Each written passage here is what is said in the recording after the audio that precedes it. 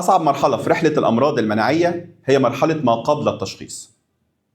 شهور من الحيرة، وجع مش مفهوم، روشتات كتير جدا بتعالج الأعراض وبس بس ما بتعالجش السبب، لحد ما الدكتور يقول لك لازم أعمل منظار وعينة. الكلمة دي لوحدها بتعمل قلق لناس كتير اللي مش فاهمة، بس النهاردة أنا جاي أخدك من إيدك ونمشي الخطوات واحدة واحدة وبنمشيها سوا عشان لما ندخل أوضة التحاليل تكون فاهم كل خطوة لازمتها إيه.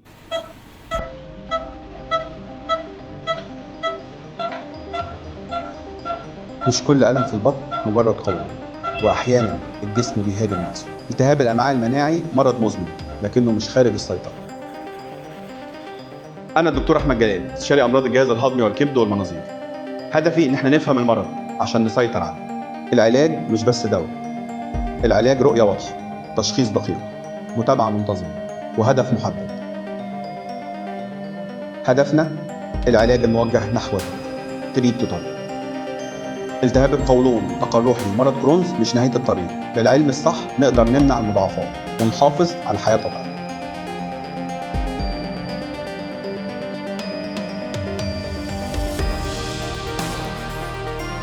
أول سؤال بيجي في بالك يا دكتور، ما أنا عامل صورة دم وسونار وطالعين كويسين. المشكلة إن الأي بي دي مرض خبيث. السونار ممكن يشوف الأمعاء من جدار الخارجي بس، لكن ما بيشوفش جوه، ما بيشوفش البطانة من جوه. صورة الدم ممكن تكون طبيعية لكن في التهاب موجود وشغال، عشان كده مهم قوي ندور ليكون عندك قروح. عشان كده بنلجأ لتحاليل متخصصة زي سرعة الترسيب، زي معامل الالتهاب، ودول منبهات الجسم بيقولوا إذا كان في حريقة جوه الجسم، التهاب شغال ولا مفيش حاجه. بس المشكله ان هم مش بيقولوا الحريقه فين بالظبط، عشان كده محتاجين نعمل تحليل ادق. بطل الحلقه دي الفيكال كالبروتكتين. دلوقتي بقى في تحليل براز غير شكل الطب في امراض الامعاء المناعيه. التحليل ده هو الفيكال كالبروتكتين او ببساطه الكالبروتكتين، وده بروتين بيطلع من الخلايا المناعيه لما تهاجم الامعاء. لو النسبه عاليه، لو معديه ال 100 150 200، دي اشاره قويه ان انا قدام التهاب مناعي مش مجرد قولون عصبي. ده التحليل اللي بيخلينا نقرر هل المريض ده محتاج منظار فعلا ولا لا. نيجي بقى للناس بتخاف منه، البعبع، المنظار. ليه المنظار هو القول الفصل؟ لانه بيوريك مباشره جوه في ايه. الدكتور بيقدر يشوف القرح، النزيف، ضيق الامعاء بعينه.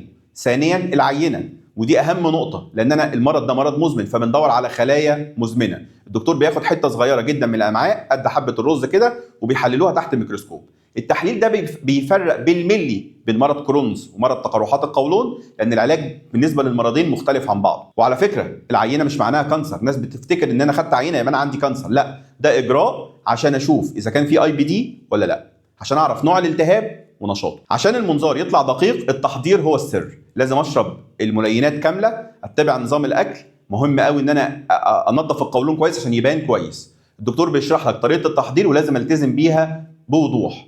الموضوع متعب شويه، في دخول حمام كتير، بس بيوفر عليك انك تعيد المنظار تاني لو انت لا قدر الله مش متحضر كويس. بعد ما تطلع نتيجه العينه والتحاليل بنكون كده حطينا ايدينا على التشخيص اليقيني. انا عندي كرونز ولا تقرحات قولون وشده المرض ايه. كده انت عديت نص المشوار. النص التاني بقى ازاي نسيطر على المرض، وده اللي هنعرفه في الحلقه الجايه لما نتكلم عن رحله العلاج من اول السلازوبايرين لحد البيولوجي. في مدرسه التهاب الامعاء انت اللي بتسوق حياتك مش المرض. لو استفدت من حصه النهارده اشترك معانا وشاركها مع غيرك. زكاة العلم تبليغه ودمتم سالمين.